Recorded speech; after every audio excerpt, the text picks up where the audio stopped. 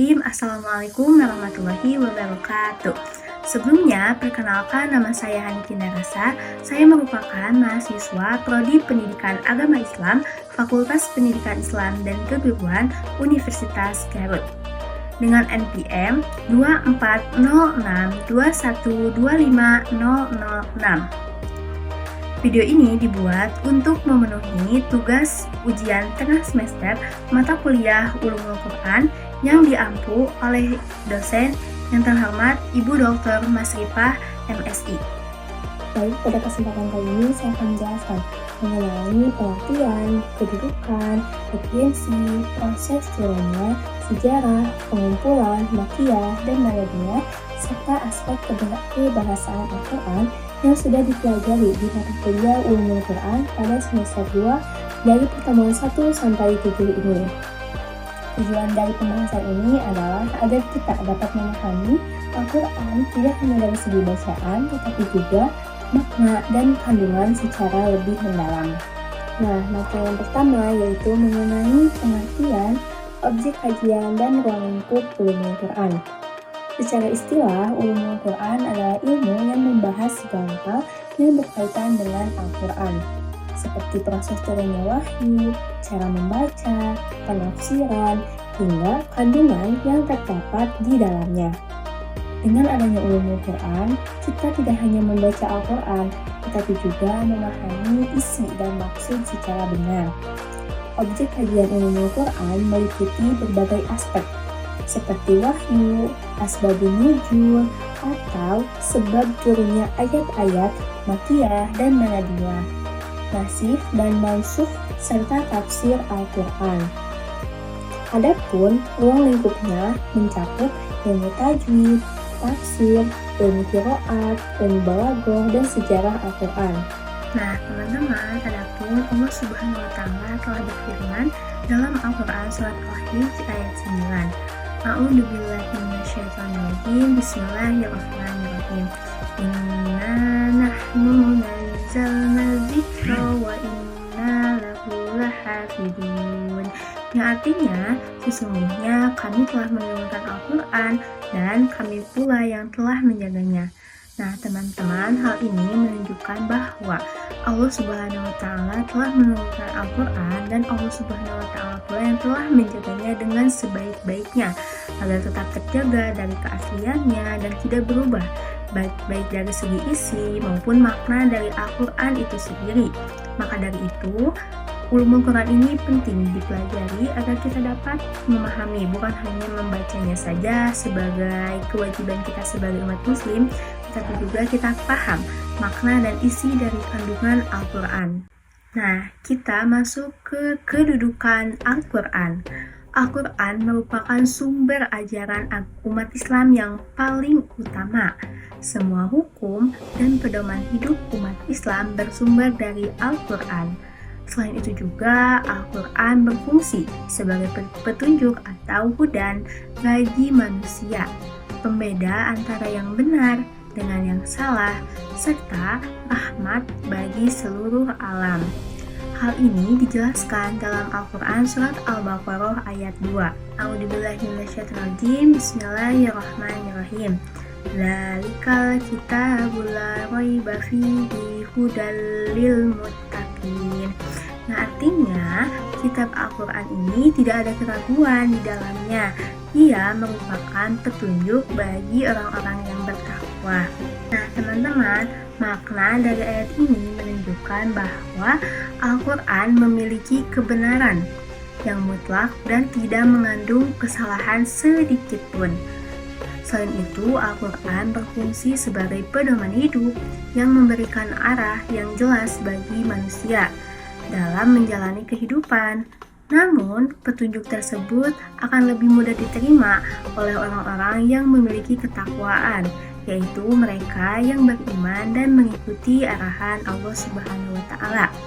Selain sebagai petunjuk, Al-Quran juga memiliki kedudukan sebagai sumber hukum tertinggi dalam Islam. Dalam suatu permasalahan yang dihadapi, umat Islam diperintahkan untuk kembali kepada Al-Quran dan hadis sebagai dasar dalam menentukan keputusan. Hal ini ditegaskan juga dalam Al-Quran, Quran Surat An-Nisa ayat 59. Bismillahirrahmanirrahim.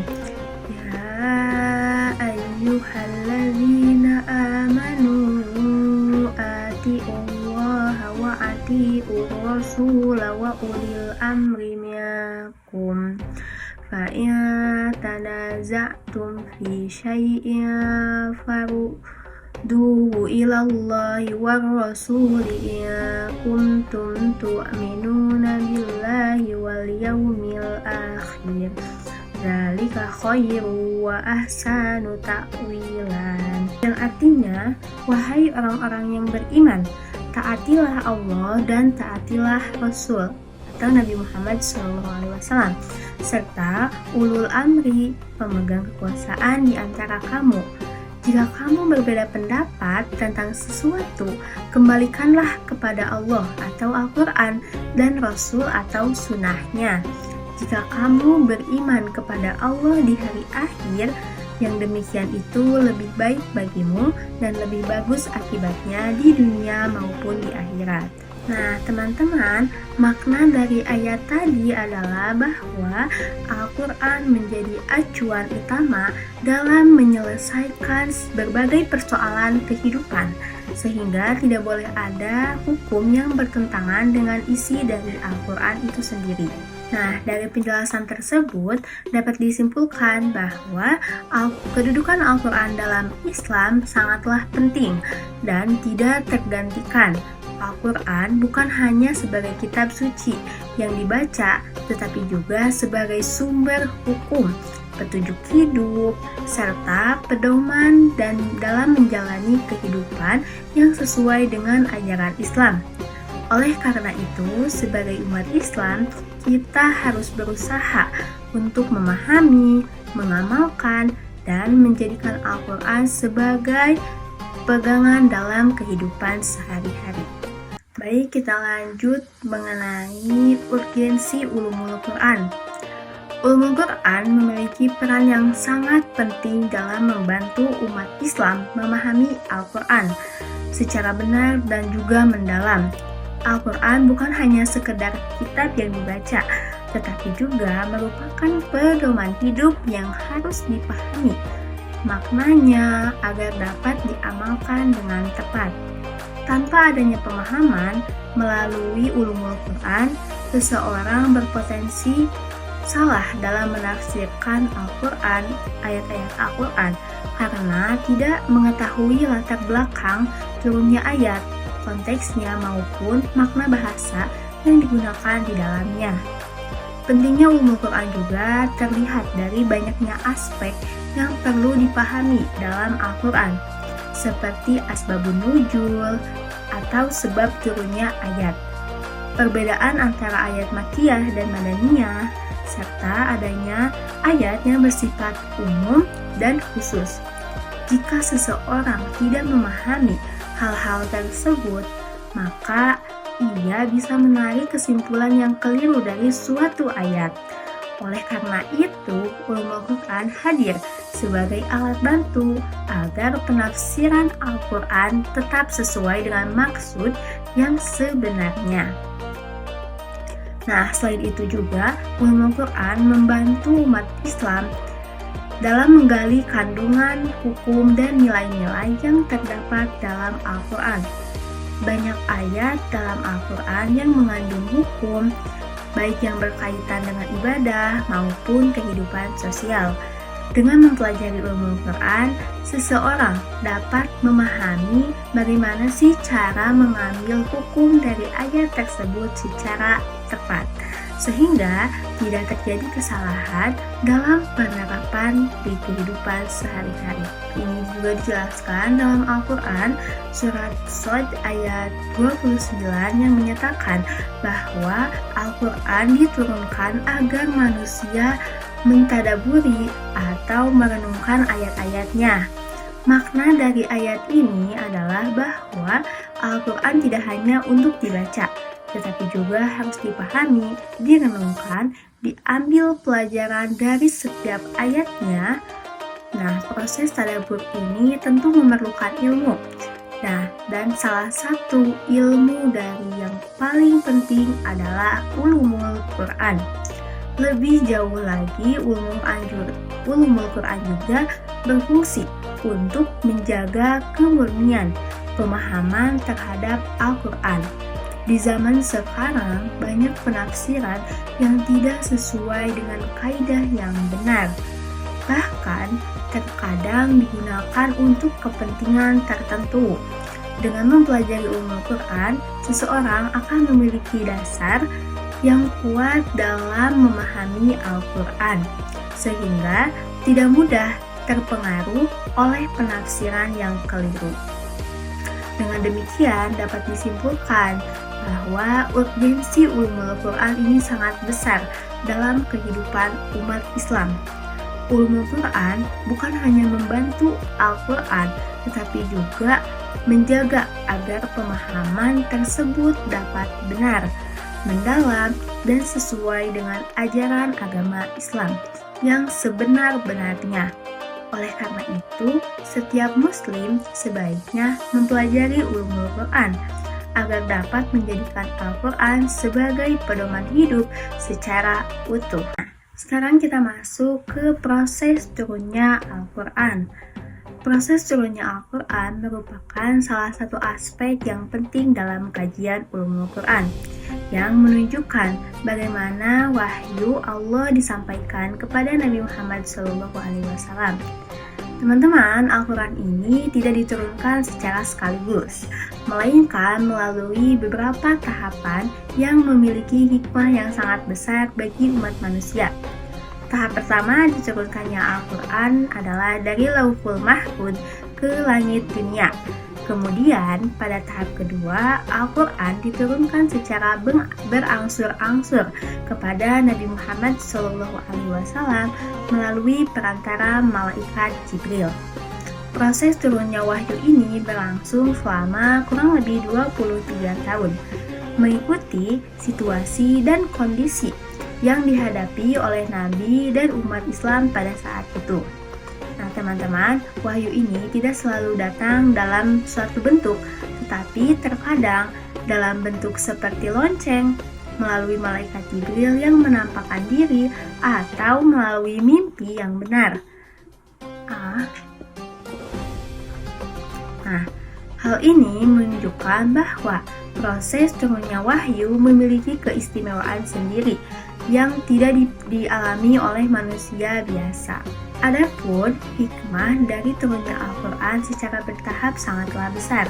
Salah satunya adalah untuk memudahkan Nabi Muhammad SAW dan para sahabat dalam menghafal dan memahami isi Al-Quran. Selain itu, turunnya ayat yang bertahap menjadi fungsi untuk menjawab berbagai permasalahan yang terjadi pada saat itu, sehingga Al-Quran menjadi solusi langsung terhadap persoalan umat. Hal ini juga memperkuat hati Nabi dalam menghadapi berbagai tantangan dan penolakan dari kaum Quraisy. Nah, teman-teman, hal ini sesuai dengan firman Allah Subhanahu wa taala dalam Al-Qur'an surat Al-Isra ayat 106 yang menjelaskan bahwa Al-Qur'an diturunkan secara berangsur-angsur agar mudah dipahami dan dibaca dengan perlahan. Dari penjelasan ayat ini dapat dipahami bahwa proses turunnya Al-Qur'an bukanlah tanpa tujuan, melainkan mengandung hikmah yang sangat besar bagi kemudahan dan keberlangsungan dakwah Islam. Nah, lalu kita masuk ke sejarah pengumpulan dan kodifikasi Al-Quran. Sejarah pengumpulan dan kodifikasi Al-Quran merupakan bukti yang nyata bahwa Al-Quran dijaga keasliannya sejak masa awal Islam.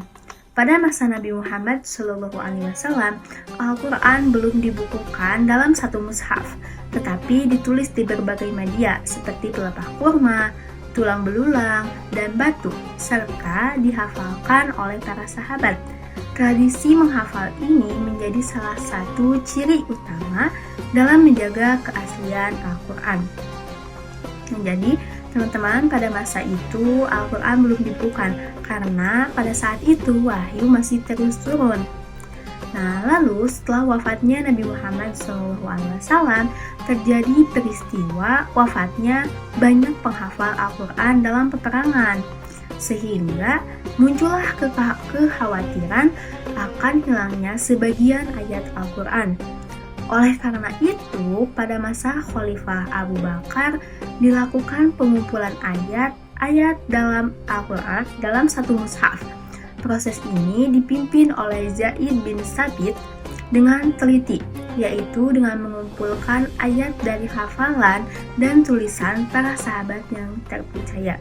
Jadi teman-teman, Zaid bin Sabit ini merupakan ketua dari pembukuan Al-Quran itu sendiri, karena Zaid bin Sabit ini merupakan hafid atau penghafal Al-Quran dan juga tulisannya yang bagus dan dapat dipercaya, dan juga dia juga menghafal banyak ayat-ayat Al-Quran. Kemudian pada masa Khalifah Utsman bin Affan dilakukan kodifikasi atau penyusunan Al-Quran secara resmi dalam satu mushaf yang seragam.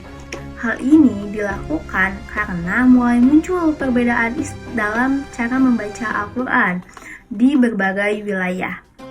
Untuk menghindari perpecahan, Utsman menetapkan satu standar mushaf yang kemudian disalin dan disebarkan ke berbagai daerah.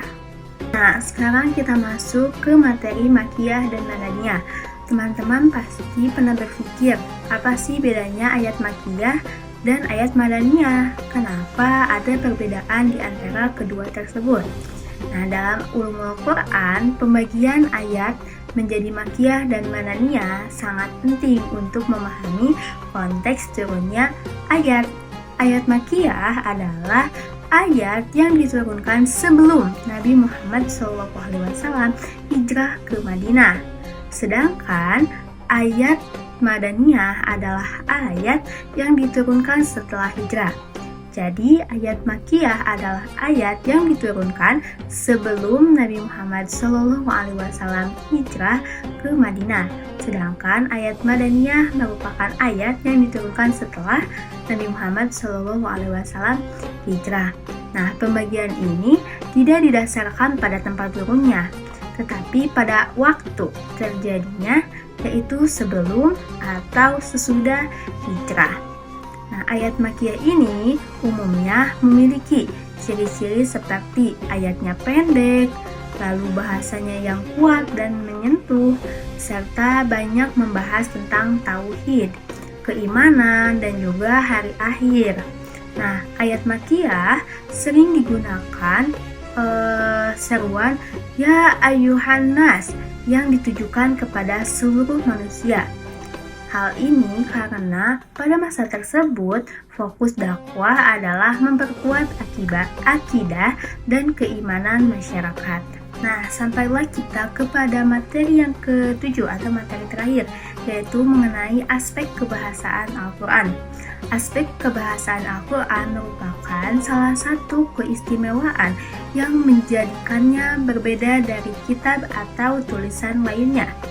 Al-Quran menggunakan bahasa Arab yang memiliki tingkat keindahan dan kedalaman makna yang sangat tinggi. Dalam kajian ulumul Quran, aspek kebahasaan ini meliputi lafaz, makna, dan juga balaghah. Lafaz dalam Al-Quran merujuk pada bentuk kata dan susunan kalimat yang digunakan. Jadi, setiap kata dalam Al-Quran memiliki pilihan yang sangat tepat dan tidak dapat digantikan dengan kata lain tanpa mengubah maknanya. Nah, teman-teman, sementara itu makna dalam Al-Quran itu sendiri tidak hanya bersifat langsung atau zahir, tetapi juga memiliki makna yang lebih dalam yang dapat dipahami melalui tafsir. Nah, teman-teman, balaghah merupakan keindahan bahasa dalam Al-Quran yang mencangkup penggunaan gaya bahasa seperti majaz atau kiasan, serta susunan kalimat yang sangat indah dan menyentuh hati. Keindahan ini menjadi salah satu bukti kemukjizatan Al-Quran, karena tidak ada manusia yang mampu menandingi keindahan bahasanya. Nah teman-teman, hal ini juga tentu Allah tegaskan dalam Al-Quran surat Al-Isra ayat 88 yang menyatakan bahwa manusia dan jin tidak akan mampu membuat sesuatu yang serupa dengan Al-Quran. Meskipun mereka saling membantu, ayat ini menunjukkan bahwa Al-Quran memiliki keistimewaan bahasa yang tidak dapat ditiru oleh siapapun. Itu dia materi dari 1 sampai 7 sudah saya jelaskan dengan semaksimal mungkin. Mohon maaf apabila terdapat kesalahan dalam pengucapan kata maupun dalam perbuatan. Semoga video ini dapat bermanfaat, khususnya bagi saya, umumnya bagi teman-teman sekalian yang melihat. Wallahu muwaffiq ila aqwamit thoriq. Wassalamualaikum warahmatullahi wabarakatuh.